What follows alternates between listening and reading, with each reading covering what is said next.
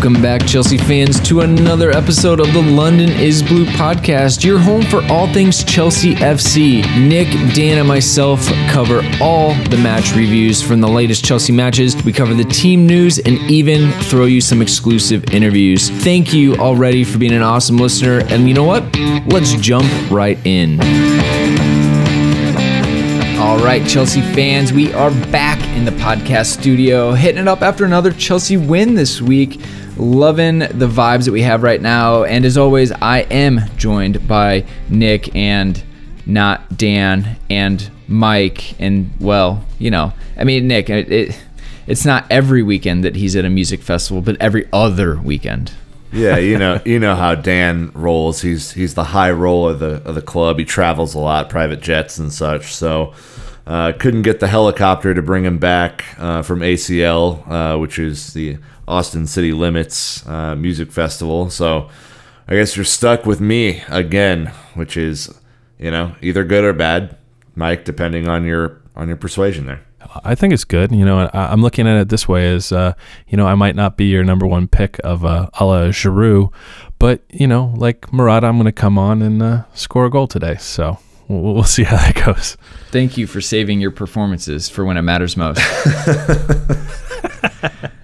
Thankfully, we do have a guest with us coming back, Jeff Borzella from ESPN, college hoops guru. Absolutely love having you on, Jeff. It's been a little bit, not too long, and I think the last time we talked to you, technically, legally, you were single, but now, congrats, my man, on the marriage and everything else. Yeah. I will not tell my now wife that you said I was single like 5 months ago. Legally. Very much, not so much in the relationship world on Facebook, I'm sure. Anyways, Jeff, it is good to have you back, man. You know, it's been a little bit of a while, but, you know, for those of fans who do not know, because actually we have a bigger audience than last time you were on, is that so we've essentially connected with you on Twitter because we saw you tweeting about Chelsea games and like that. So for those who don't know, you know, yes, you are a college basketball, you know, first come, but Chelsea is, I don't know, is that the next level for you? Yeah, I mean, I think of all if I root for any professional sports team, like Chelsea is by far number one. I don't know. It started like, I guess 15 years ago, 12 years ago, something like that. And it's grown. It's the only team that I sort of set aside time to watch. Oh, that's awesome. Obviously, so we're going to, you know, cover the Southampton match from today, you know, but we've got a lot to get into before that. Real quick, a huge shout out to Justin, who just joined the Patreon club. Welcome, my man. I sent you a message. Yeah. You got some benefits coming your way. Dan isn't here, Nick, so I'm going to have to pass the iTunes review torch to you. All right. So 7 new reviews this week. You guys are absolutely just murdering the game. Gratcho 3, Blacker Box, Lizardo Ball, 80 Thompson 7, Relaxed Maple, which is probably my favorite. Relaxed Maple is one of my favorite usernames of all time, so well done. Gimshaft and Black and Blue, who's an Australian person, so hello to our friends down under.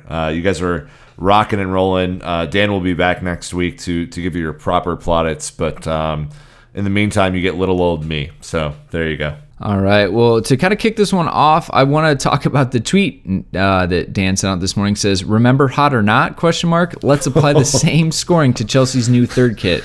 83% saying fire, 17% saying ice, not hot." And then Connor Beedling on Instagram saying, "What did you all think about the third kits? For me, I thought they looked amazing." Jeff, what did you think about the third kit debut? I thought it was okay. I mean, I don't know if I would call it hot. I mean, like the yellow ones, those are, like, to me, those are far and away better than these ones. Couldn't agree more. Yeah, I mean, they're not bad. I definitely wouldn't put a snowflake next to them, but there's somewhere in between. I guess I would lean more toward hot. I definitely like the yellow ones better. I must be in the minority here, but I think they look horrible. Like, I was waiting until I saw them on TV to give like a proper judgment on the kit, because you never really know in like the overly doctored Nike ads when they come out how they're going to actually look. I think the orange is fine, but like the color of blue just rubs me the wrong way, and it looks like we're City. I just don't get why they chose that color blue. Like, it's not a Chelsea blue, and like if you do a yellow or a black, it's clear you're just doing it for like a contrast and like a totally different thing. This is just like a random blue that they chose that has like no, it doesn't really catch the eye or anything like that, like a yellow or a black would. I just don't get it. Yeah. I think they were trying to go back to that gray and orange Coors kit. But again, I think this is that problem in which we don't really know what color those kits are, because anytime you look at them in different lighting, it's just like, is that white? Is it gray? Is it blue? It's weird. And I just, as a details guy, those socks, I'm just not a fan of the orange socks.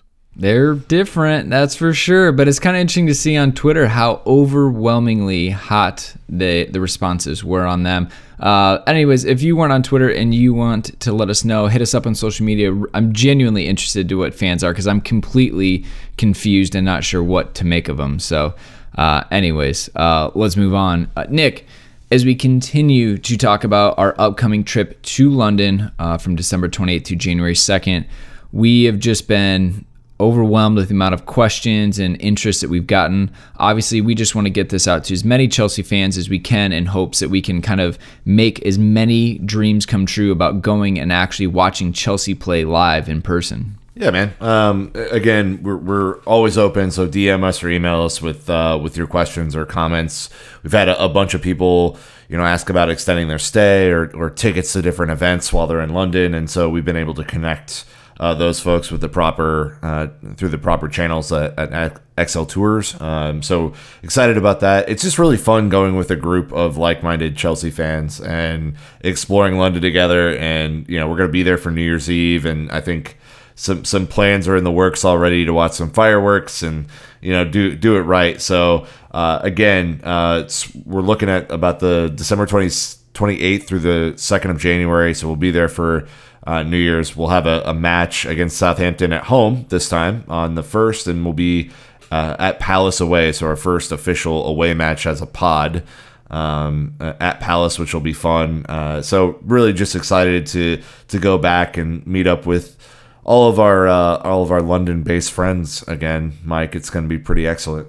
Yeah, as somebody who put my own money towards going on a trip this past December, it's worth it. It's one of those experiences in which, making that pilgrimage to Stamford Bridge is one thing, but to do it with a group of other people and to be there on match day, it's something else. So I highly recommend it.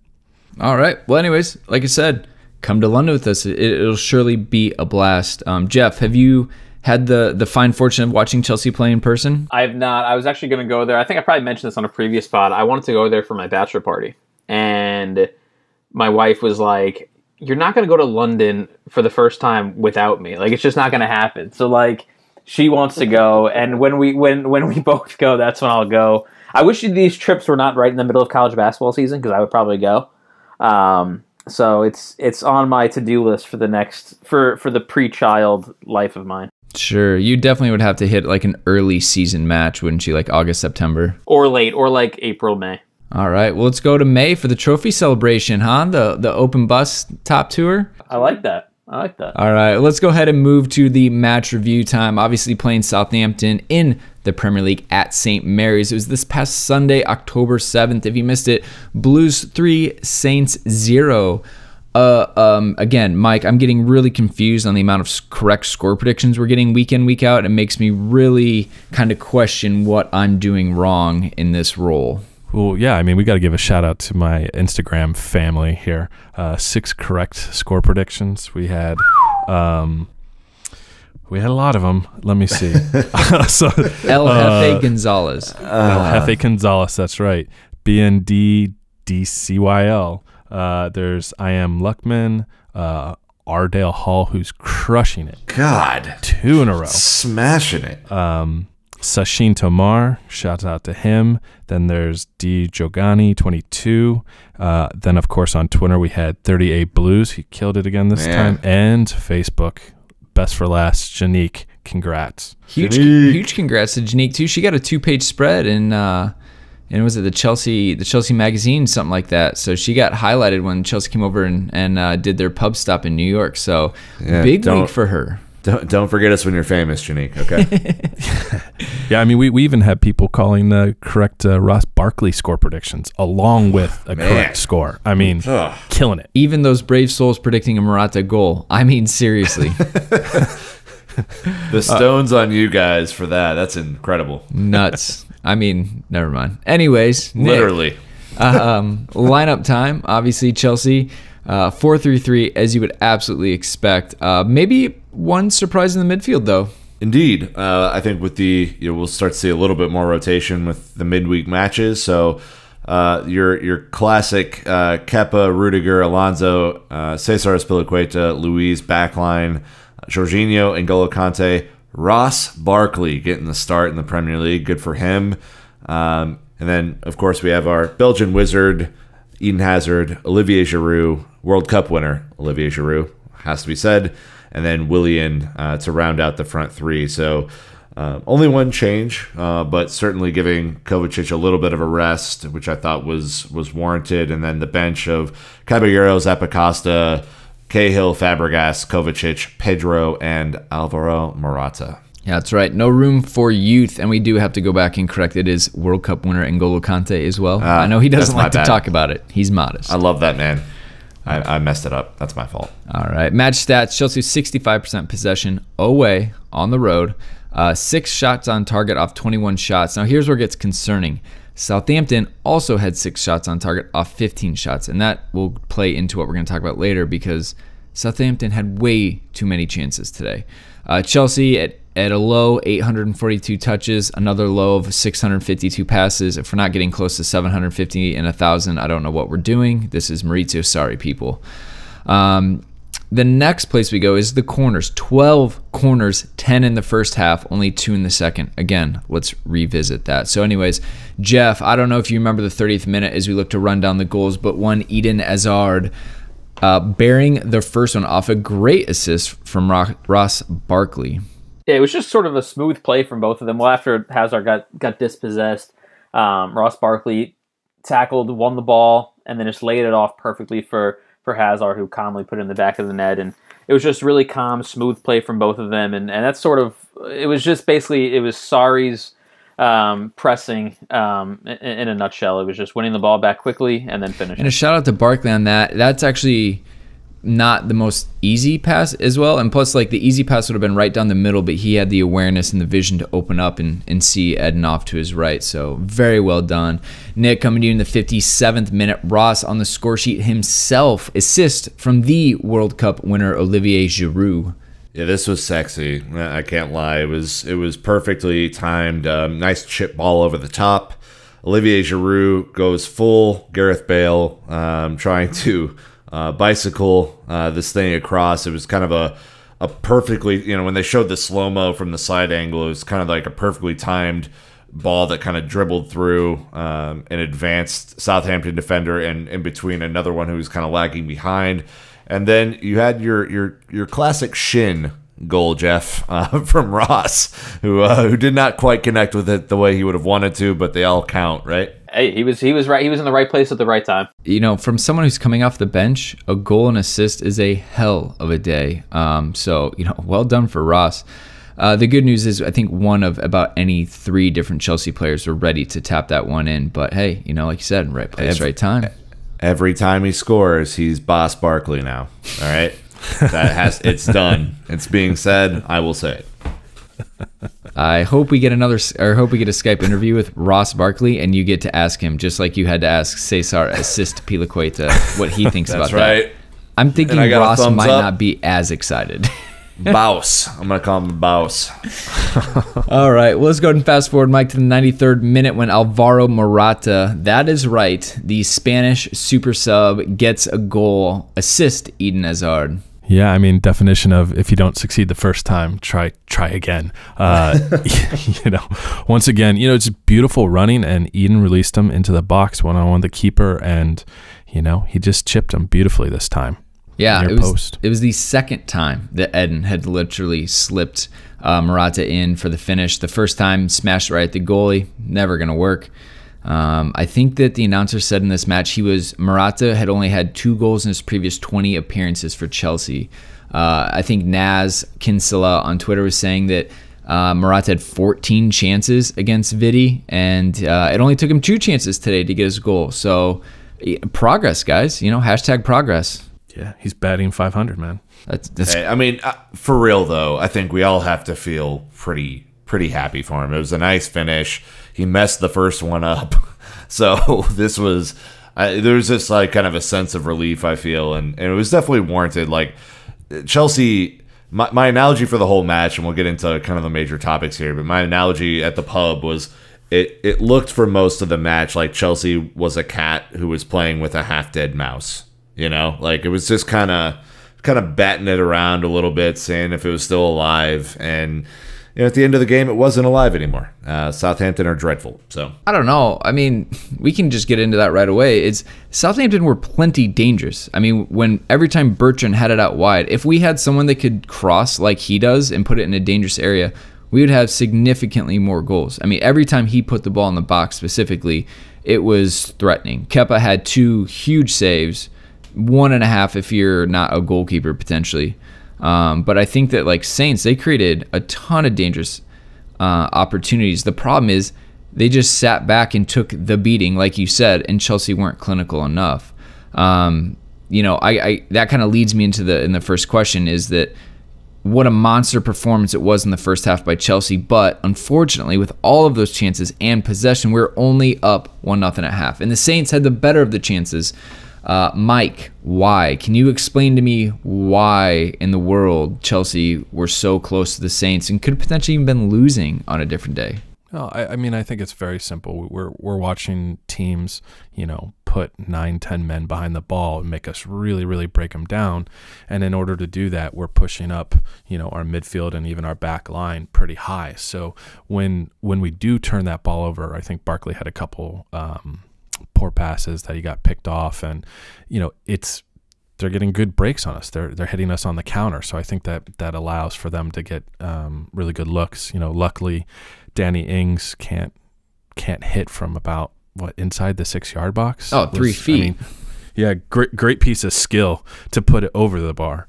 I have things to say about him later in this pod because the guy's an asshole, but.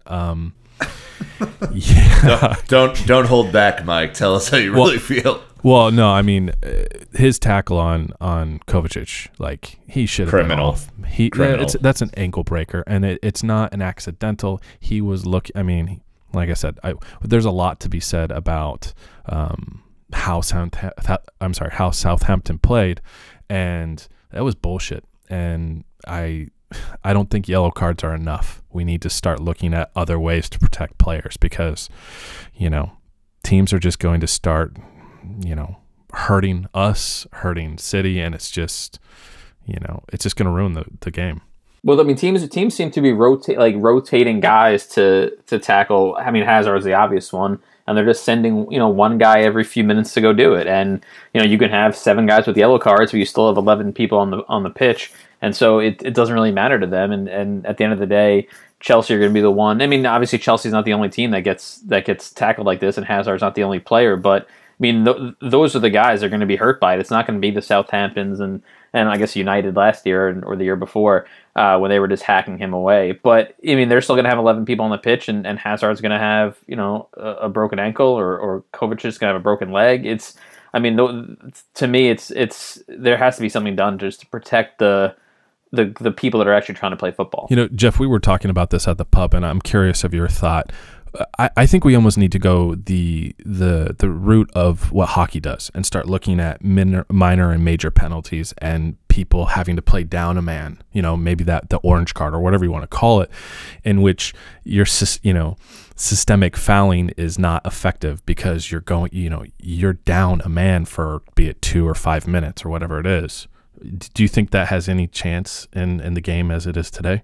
I think that would help. I don't think it has any actual hope of being implemented, unfortunately. I think it would sort of go away from the yellow card and red card system that has worked for so long. So I just don't think they would do it. But I mean, that to me, that would be a very obvious way to protect the players. Well, and we have to think too. Pawson was the referee in this game, who is yeah, get in there, Craig. Just awful. I mean, he actually wasn't. He wasn't so awful today. I thought that he actually picked up on the systemic fouling pretty quickly in the game, which was helpful. In the second half, he was a lot better. Yeah, but like, you know, my expectation level with him refereeing a game is so low that even if he does a decent job, it feels like he, you know, was Howard Webb. You know, so it's just like. He wasn't peak Pawson, like you said. I mean, you know, Southampton did get 6 yellow cards, so they will be getting a nice little fine from the FA because that, you know, that's what's important is it raising more money for the coffers in the FA. Scarlet letter coming soon. So the next one I have is, does anyone know why Chelsea weren't able to keep up the momentum from the first half and really just let Southampton back into the game a bit more in the second half? I mean, Nick, I generally was trying to just watch this morning from the hotel and trying to, I don't know, it was so successful in the first half. Like Southampton literally couldn't get out of their own defensive area. That's when we rattled off those 10 corners almost consecutively. But it seems like in the first half, Chelsea just weren't trying to press them nearly as hard. I wonder if maybe that was because we were getting burned on the counterattack so bad. Yeah, I don't know what happened, actually. You know, my dead mouse analogy earlier was kind of the first half where, you know, there was just no sign of life. And I think the NBC commentators did a great job. Robbie Mustoe, in particular, just saying, what's the point of playing football if you're going to play like that? You know, like that was essentially his analysis. Like that has to just be miserable to be on the other side of. And I think the point that I would make in the second half is it felt like Chelsea were overthinking some things because they had been so dominant in the first half and didn't have that, you know, kind of second, third goal to show for it. They got kind of complacent, started overthinking some passes, and there were some just kind of wayward long balls that were being played from both Rudiger and David Luiz that I was like, man, like that's just not great. Alonso was not having a phenomenal defensive day, and I think was, you know, was in and out on some things, and I think kind of sparked to life at the end. But it was just not. It wasn't as sharp until about this, you know, after Barkley's goal, it was kind of assured that we were going to win. But the 70th minute on was a lot better, and I just don't know. I don't know why Chelsea lets teams back in. If that's just a human nature thing, Mike, or what. You know, I think unfortunately a little bit of the Sarissimo is we almost it's like we lull ourselves to sleep a little bit, or we're overconfident, or, you know, I almost liken it, you know, it's got to be tough as a defender to have 75, 80% possession, and then the few real touches you have are kind of BS, you know, 10, 15, you know, yard passes that are not under pressure, and then all of a sudden you're under the gun. I almost look at it like, you know, keepers who have no shots at all in a half, and then you know, you kind of have to stand on top of your head to make something happen. So I think you lose a little bit of your sharpness. I think I don't know. It's I hope we can work on this, because it's definitely an area in which against teams with more class, they're not going to miss the opportunities that Southampton did. And, you know, we're looking at either a draw or a loss as opposed to a nice win. I think we're being a little. I think we're overthinking it too. Kind of. You know, the team won 3-0. Sure, there were moments in the match where Southampton could have got back into it, Jeff. But a 3-0 win in the Premier League is a 3-0 win, and I think sure there's some things we can clean up. But like, let's not distract ourselves with the, you know, 3 or 4 things that went wrong, and from the, you know, 150 things that clearly went well today. Yeah, I think some credit has to go to Southampton too. I mean, if you like in the first half, it was obvious Mark Hughes was livid at what was going on, and you know, every time that Southampton had the ball, they would clear it, and Chelsea would get it back for another 2 minutes, and it seemed to be just annoying the hell out of him. And I'm guessing at halftime he sort of lit into them, and you know, they brought on Romeo to sort of, I guess, shore up the midfield a little bit. So they made some changes that you know, it made them a little bit more dangerous, and I think they realized that. You know, Chelsea can be had on the counterattack. So I think some credit has to go to them, but, you know, I'm with you. I think that at the end of the day, it was a 3-0 win. They, Chelsea played well for probably 75 minutes, and today it was good enough. And for against 15 out of the other 19 teams in the Premier League, 75 minutes will be good enough also. It's kind of an interesting situation, right? Like Mike was saying, against poor teams that pack it in, it's difficult. It's hard to focus and concentrate. But when you go toe-to-toe with teams like Liverpool or City or Barcelona, whoever, it's more back and forth, so you're engaged a lot more. And I think that Chelsea probably, I guess I shouldn't say this, I'm only making assumptions here, but they almost, if you guys ever played like FIFA and you're just destroying someone, like you had like 15 shots to their 2, and you're like, oh yeah, I'm just cruising, I'm up 3-0, and then it's like a draw, and you're like, what the hell happened? You just felt in control, and there was no sense of urgency. And I feel like that could potentially be happening with the players out there too. Like, they had so many chances, like, no, don't worry, it's gonna come. The next one, it'll come. And then 15 chances later, like, oh shit, it didn't come. Like, it's still 1-0. And I do think that is, sometimes part of the issue. But the good news, I think, guys, is even earlier in the season when we're playing what you call quote unquote lower table teams, I think that Chelsea looked a lot more dynamic today. I think they like knew what they needed to do against a team like that, and that is good, because there are going to be a lot of teams that, as we've all talked about and we've all seen, they're going to sit back deep and really be like, hey, if you guys want to pass pretty around us, in front of us, that's fine, but you're not going to get in behind. I thought Chelsea did a good job today of still finding ways to get in behind or get around the byline. And obviously the easiest way was, hey, just pass it to Eden and he'll dribble around a player or two and then create space, and we play off that. So I think that there are definitely positive signs. But to be fair, Nick, if we don't pull out one negative, what are we going to do on the podcast? Like, what else do you want to talk about? Jorginho's 500 passes. and I'm not typically our beacon of positivity, so I'm not gonna lie, but it's always funny to me that, like, I think that outside of Danny Ings' chance and there were a couple other legit chances for Southampton, like, there wasn't a ton of negative to take away from today's game. I felt like we were in control the entire time, and this team still has to do some work. I mean, we all said before the season that if we were in a decent position and not 15 points down come November, December, then who knows what could happen. But let this team do what they're gonna do. And anytime you dominate a team, even a team that I don't think is very good on the whole, it's a good day in the Premier League. So I would take some of the frustrations that you have, and hopefully the team can just apply them moving forward. And I think there's certainly a couple of areas that we'll touch on between part 1 and part 2 that have the opportunity to be changed or fixed. Well, and I know that, to be fair, what I guess I didn't want to set this up is why was first half brilliant and the second half terrible, because that, as you pointed out, that's definitely not the case.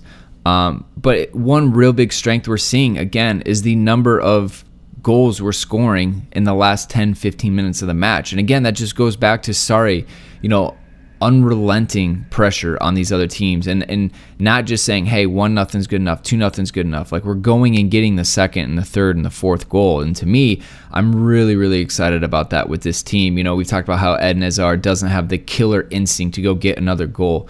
He sure showed it today for the third goal. If he wouldn't have passed it to Morata, he easily could have cut in or done his own thing and continued on and tried to get the third goal himself. But the fact is, he created the third goal and absolutely, killed it off.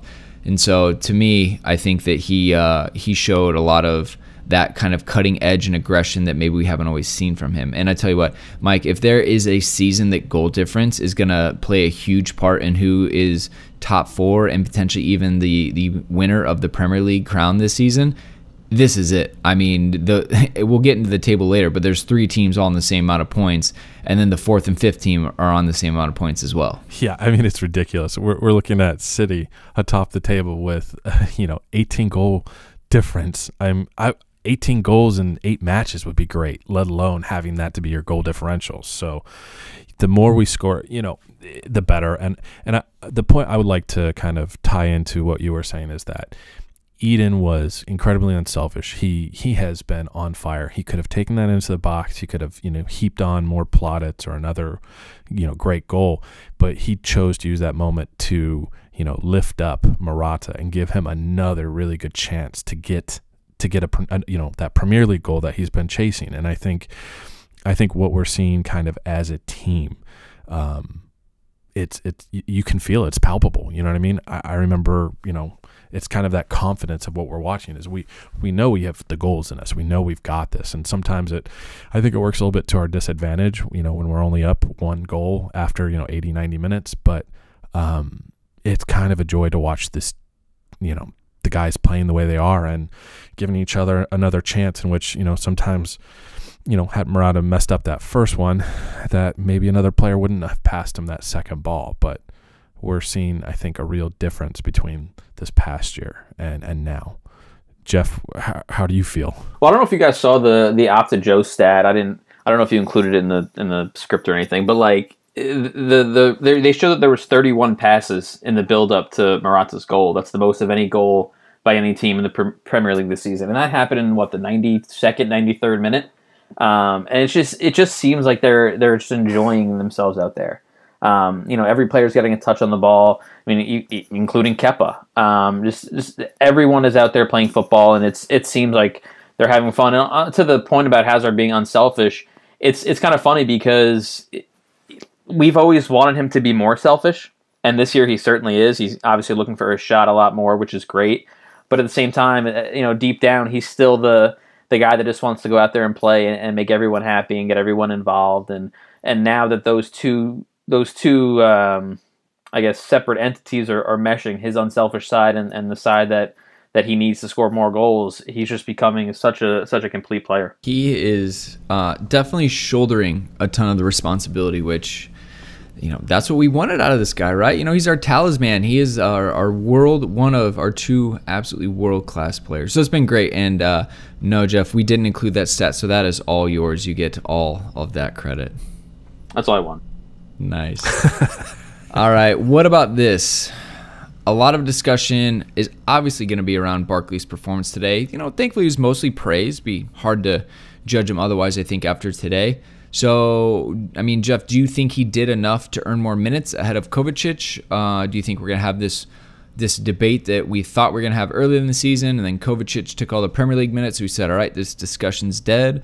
But it seems like Sarri is always interested at having, I don't know if it's competition between those two specifically, or he just sees something in Ross, but Ross isn't going away. Yeah, I mean, I still like Kovacic better, but I just think Barkley is getting just a little bit better and better every week. I know he had the mistake against Liverpool last week, but I think there's a couple of things about Barkley that are sort of important. A, we're not guaranteed Kovacic back next season.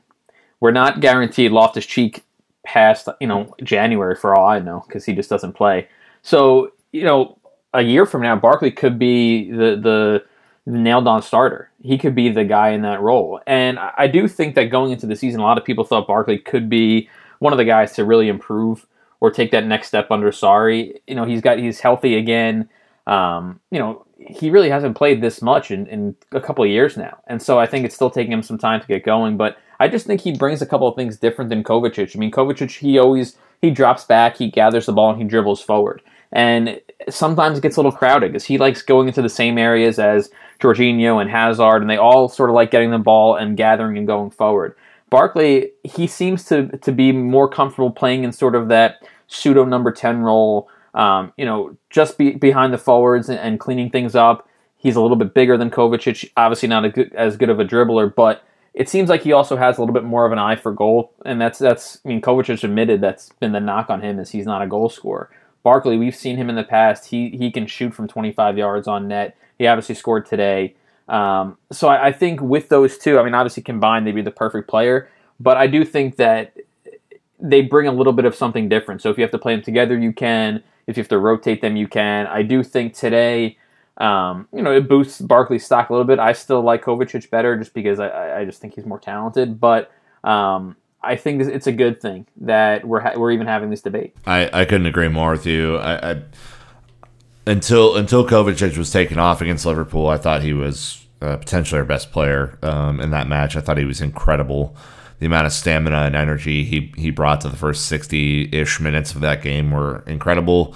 I think he is a complete midfielder, whereas I think Ross still has some things to figure out on the defensive side. But even today, he picked a pocket and made a really great through ball pass to Hazard for the first goal, and man, that's a learning moment for him, and I was really pleased for him to see the assist. I think the assist to me was more impressive and more of a statement than the goal even was. To be completely frank with you guys, like I was really impressed with the high press and being able to win the ball back, and I think that's if you have the energy of a Kovacic and a N'Golo Kante, or a Barkley and a Kovacic, or a Barkley and a Kante, whatever that combination is going to be, Brandon, it can be dangerous. And they obviously all have different skill sets, and there was probably a moment today where N'Golo could have shot the ball on frame and elected not to, but I think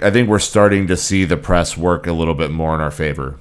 Oh man, did I want N'Golo to score today? I was like, no one wanted it more than I did, to be honest. Oh man. At PitGuy729 on Twitter asking, should Barkley start over Kovacic more often? We've kind of walked around this question a little bit. To me, I think that we got a lot of games to play, and I really like what Sarri did. So if we kind of take a step back and look at both fixtures combined, Maurizio played Kovacic in the midweek, and I like that because it gives us a starter in that midfield to continue to play with the other guys. And then obviously you give Barkley some time, with Jorginho and Kante, which is obviously always going to be different if Cesk's in there. So I think it was a really good kind of squad management piece that he did by kind of letting that happen. Look, at the end of the day, it is I guess from my perspective on this podcast, I would much rather have the debate of, man, who do you play this week? Because, we have multiple people in good form, rather than me casting my own judgment and saying, oh, absolutely, Barkley, he's in form, got to play him, Kovacic to the bench.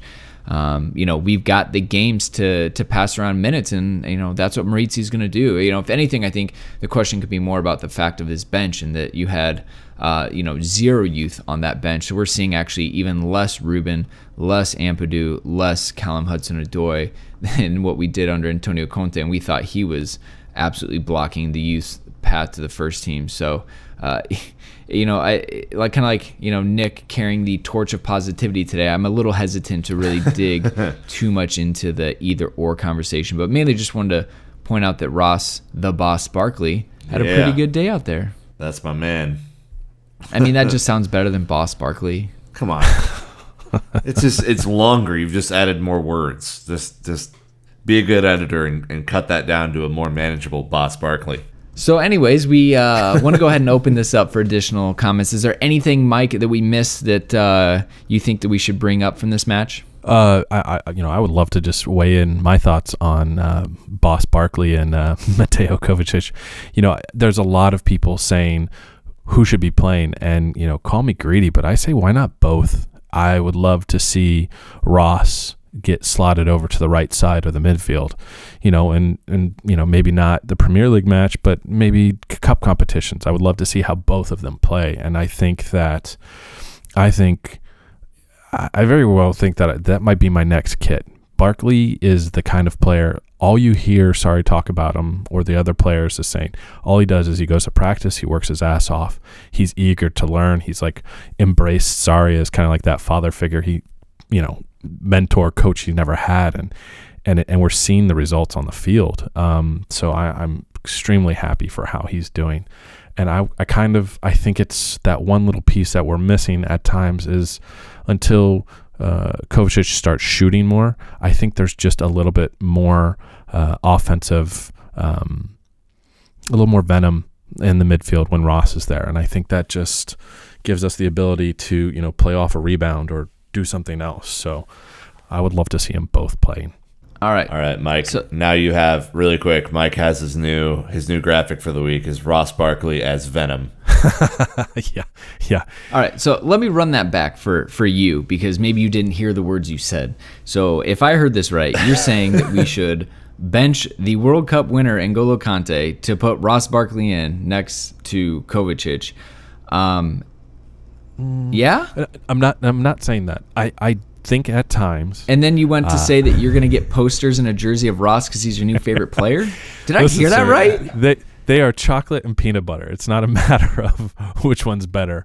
It's both, No, but seriously, I don't think that means that Conte needs to be on the bench. I would like to see a 4-man midfield. So okay. I'm like, so now Jorginho's on the bench, but no. Oh, so who gets the axe? Willian and Pedro, and you play diamond midfield and one up top? I was not super thrilled with some of Willian's performances recently, and now you're anti-Willian. Holy shit! No, I'm just saying. I'm saying give Ross a chance. That's all. Brandon, the antagonist, on the host duties right now is killing me. Yeah, I'm gonna have so much hate. I'm gonna let you paint yourself into a corner real fast. Hey Jeff, do you want to weigh in? I could have a chat with you too.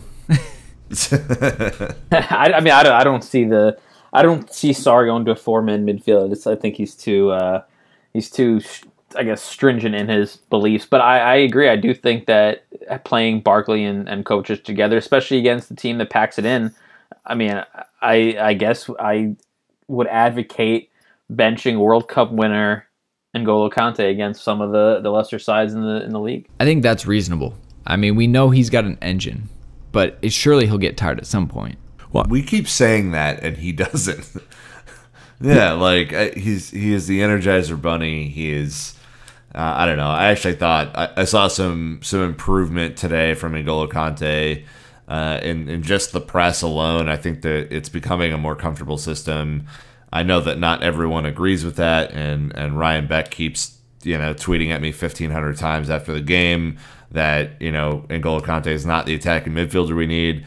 That's up to your interpretation of what you think Sarri ball can eventually be, but I'll tell you, if you're an opposing team and your back line is responsible for getting playing the ball out of the back, and N'Golo Kante and some form of Willian or Hazard or Morata or Giroud are the ones pressing you up top, that would be a challenge for me to play the ball out of the back with those guys. So it's an interesting debate that's happening. Yep, and Nick just compared himself to a Premier League footballer. It's a good show. That's right. We got a lot going on tonight, guys. This is fun. I'm definitely in shape enough to be. Definitely. I did not put down Leaders of Beer at Oktoberfest yesterday at all. So we're good. We're good to go. I'm sure the boys at Chelsea did too. Don't worry, you're not alone. All right. Jeff, anything else that you want to kind of pull out of this match that we haven't touched on yet? We hit on a little bit. There's two things, and they're sort of the inverse of each other. One, Sarri came to Chelsea sort of renowned for his corner kick routines. He supposedly has 33 of them. Yeah. I don't know. I've seen 3 of them, and they're all horrible. And I'm just like, it's just today, maybe it's Willian is just not hitting the ball right, or I don't know, but it just seems like it's like the near post ball that just is supposed to get flicked, but instead it goes into the third row. There's a flat ball right to like the penalty spot that's super slow, and there's the one that just skies over to the back post. Like there was 10 in the first half, I think you said, and it looked like McCarthy was tested on maybe 2 of them, and by tested I mean like he had to come out and hit the ball. Like that was it. And I just, obviously didn't really matter today, but, at least get some sort of, provide some sort of threat off of them. It's just, I have no confidence. Like when another team has a corner kick, I'm terrified they're going to score. With Chelsea, it's like, okay, they're going to give the ball away in the next 15 seconds. And it's just like, if we're going to keep getting so many corner kicks, we might try to put some sort of shot on net. On one of them, and in the inverse of it, the other side, it does seem like, and this goes back to sort of the first match of the season against Arsenal, it seemed like they were having chance after chance off crosses. Luiz and Rudiger seem to get lost a ton. They always seem to be confused on who's marking whom. Azpilicueta, it seems like he's been a step slow at times, so it just seems like, we sort of made fun of Ings for missing, and I think Bertrand had a miss from about 6 yards out that went over. But one of these days, the expected goals are going to come back to haunt us, and those shots are going to be finished. and suddenly it's going to be a 2-2 game against Southampton. And so, I do think against good teams, we're going to be in trouble. We can't give so many chances off crosses and cutbacks and things like that, because eventually it's going to come back to kill us. Can I say one thing? No. Especially about the Bertrand miss. As a center back myself, it enraged me. It's one of the few things that Eden did that pissed me off in this match is he literally watched Bertrand run in front of him behind the D and didn't even call out to Azpilicueta or one of the center backs, and let him go basically to the back door unmarked.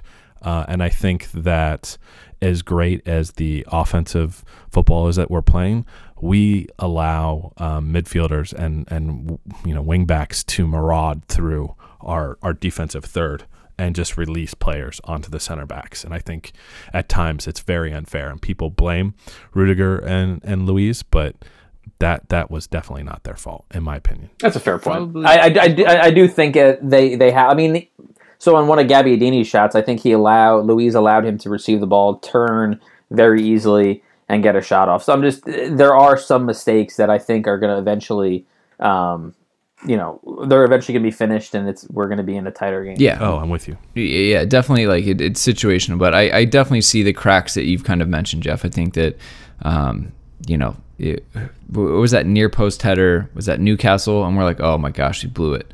Just kind of switched off, but we'll see. I definitely hear you. It's Rudiger, though. I think overall, just my quick comment has been just he's terrific. Lights out, fantastic. Yeah, I agree. All right, Nick, your chance to get the last word in. Not a ton more to add. I just to me, I think that there are times, and I know that in part 2 we're going to talk about Aspi. There are times I wish, if I have one critique of his game, it's just the final third passing I think could be better. I don't need Aspi to be, a 7-goal scoring, right back for the year. I don't think that's realistic, and I don't think he's ever really, been that guy. But some of the final third passing just outside of crosses, just kind of connecting with either N'Golo Kante or Willian or both, it just hasn't really been there. And again, it's not something that can't be worked on or fixed, because of course it can, and he is the consummate professional. He will figure it out. But that was just a small thing if we're kind of looking at the back line. All right. Well, definitely more to come on that in part 2. So make sure to tune in tomorrow and listen to that. But let's go ahead and run it down to the man of the match poll. Dan putting this one up, saying we'll need to run a man of the match poll ahead of tonight's recording. Who you got? He's got Rudiger, Boss, Barkley. Is this where this came from? Yeah, it's my man. Eden quotes man on fire, Hazard, and then Kepa, Arrizabalaga are the 4 options. Obviously, Eden Hazard running away with it at 58%, Barkley with 24%, Kepa 15%, and Rudiger rounding it out with 3%. I'm super biased, Jeff, but I almost want to give Kepa the second place over Barkley, even though he had a goal and assist. 100%, yeah. I think Kepa to me could push Hazard. Hazard to me, obviously the choice, everything comes through him. But Kepa, he made save after save. I wish he made one of those under crossbar saves against Sturridge last week, but that's for a different day. But he was terrific, and it seems like he's really getting his feet under him now. And it's when he has the ball at his feet, it's a whole different level of calmness than we've seen in the past however many years. And it's just nice to sort of have that security with him and the ball at his feet, and now that he's making saves and he's unbelievably quick off his feet. Maybe it's because he's not 6'6" like some other keepers. So I think he's been terrific. Hazard to me would get the vote, but I would put Kepa second. Yo, did you see Eden's quotes on Kepa this week too? Yes, and I also saw Courtois' disaster class yesterday. So listen to Eden here saying, hey, we lost the best goalkeeper in the world, but guess what? He's showing the love for Kepa, and rightly so. And I mean, he's essentially hinting that, Kepa could be at least at that level, if not higher in the future. So good words from Eden on that. Man, all right, Nick, have you seen the table lately? I was just looking at it, Brandon. That's amazing. Yeah, it's incredible how that works in a script format, huh? And your thoughts upon first glance? Are you feeling bad for Neil Warnock in Cardiff City in last? I am not. He is a douche. So apparently he called Harry Kane a twat. Hey, I mean, let those two fight it out. I will stay out of that. All I will say is that when I look at the top of the table here, Mike, I see 3 teams are tied on points. Manchester City has the first spot due to goal difference at plus 18. Chelsea coming in second with plus 13, and high-flying, high-scoring Liverpool at plus 12. So this must mean that we are clearly just miles ahead of Liverpool, right? That's what that means. I mean, I watched the match today. I wouldn't say miles ahead, but I debunked you, Nick. Sets Mike up for failure. Mike responds. No, much love to my guy Russ and at Doyle's Pub, but Liverpool is not the club they were last year. That dream is dead and gone. So I think that a lot of people wrote us off. And to be honest, Arsenal's looking pretty damn good right now. That's a little bit worrisome to me. They, talk about scoring buckets of goals.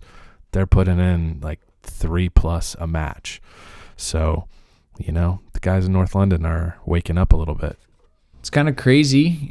Jeff, only 5 points between 7th and 1st, and I strategically cut off at 7th so I didn't have to include United, who are in 8th. Yeah, I also think it's in addition to Arsenal being kind of scary, I think it's scary that Spurs seem to be in some sort of crisis right now. I mean, they have a bunch of injuries and they're horrible in Champions League, yet they're 2 points back of us. And once they get healthy, I mean, it's still Tottenham, so they're not going to be a factor at the end of the year. But right now, it's sort of disconcerting that they're having all these issues, and their supporters seem to think that the end is near for their whole club, with Pochettino and Kane and everybody. But and yet they're only 2 points back, and so it's not going to be a year where anyone runs away with it. And I do think that, we might have 5 teams within,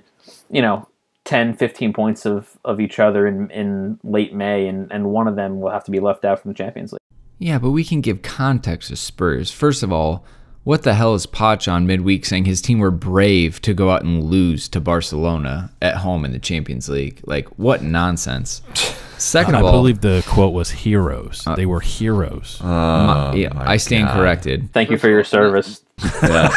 Next, they beat Cardiff 1-0, who again are in last place, and they had a red card in the 58th minute. So they played up a man for over 30 minutes without, really doing anything exciting. I hear you, right? Like, I'm not saying they're playing well, but like that's I part know. of it. Is like they're not even playing well yet. They're still only 2 points. But my guess is though their slide will continue to hit again, especially with these injuries and these Champions League games. They're not going to be able to keep up. Like their form's going to slide. Like I personally am going to drop Harry Kane from my fantasy team because what a waste of 12 points that is to have him on the field.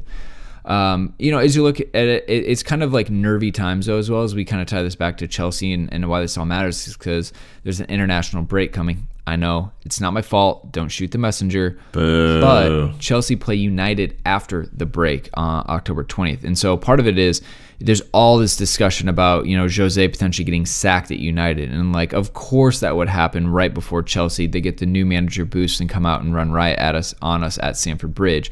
Now, I don't think that's going to happen, but it's kind of those weird situations as we look ahead to the next game of being United and like what all is going to happen with that. Because again, it's like them, they got the victory. I don't know how after being down 2-0 to Newcastle, but then you remember it's Newcastle. But they showed just enough of a fight to think like, you know what, I don't know, can they turn it around? Can they really? I don't believe it, but they did show more fight and kind of heart than what we've seen out of them in the last few weeks. So we'll obviously have to keep an eye on them just based on the players and the staff that they do have over there. So I don't know. The table is tight. It is still early. We only have 8 matches played, so we still have an entire 30 more to go. It's going to be a long haul, but again, that's where it stands as we go into yet another terrible international break. Wow. Anything based off of that, Nick, that we should wrap this up with? I don't think so. I think that's how I would end it. Is we have an international break coming up. Boss Barkley gets called up to the England squad, so good for him. Just hope he stays healthy. Let's hope that all of our players who are going on international duty stay healthy, and hopefully this gives Maurizio some time to look at film and work with the players who are staying back and do some extra training. Awesome. All right. Well, we'll go ahead and take your advice and move it on. So that'll go ahead and wrap us up for this episode. Jeff, a huge thank you for coming on and joining us this Sunday evening. Yeah, man, I enjoyed it. I enjoyed talking Chelsea. I feel like every time I come on, it's after a Chelsea win. So it was a good time. All right. So this will be the beginning of a 13 pod streak for Jeff as we make another run. All right. Yeah. I like that. All right. Well, I do think we're going to put the final nail in Jose's coffin, by the way. I didn't get to mention that. Ooh, I like it. Strong prediction. Save the best for last. Oh, I don't know. Yeah, I feel like I didn't realize that they had a negative goal differential and had given up 14 goals already. And that amused me. And so I think that we're going to beat them like 3-0, and then Juventus is going to beat them like 4-0, and Jose will be done in the Premier League. Well, and everyone says they have one world-class player on their team, and it's their goalkeeper, and they still have that many goals conceded. I don't know if he saved more than 5 shots since the start of the World Cup. Oh, he's not coming off a great World Cup either, so there's that. All right. Well, anyways, again, Jeff, a huge thank you. Mike, also to you for filling in for Dan, the concert-going man who can't be here, unfortunately. So anyways, that'll wrap us up, Chelsea fans. We do have part 2 coming at you tomorrow or the next day, or if you're listening to this later in the week, you can find it in the directory. So you know what to do. Until next time, Chelsea fans, keep the blue flag flying high.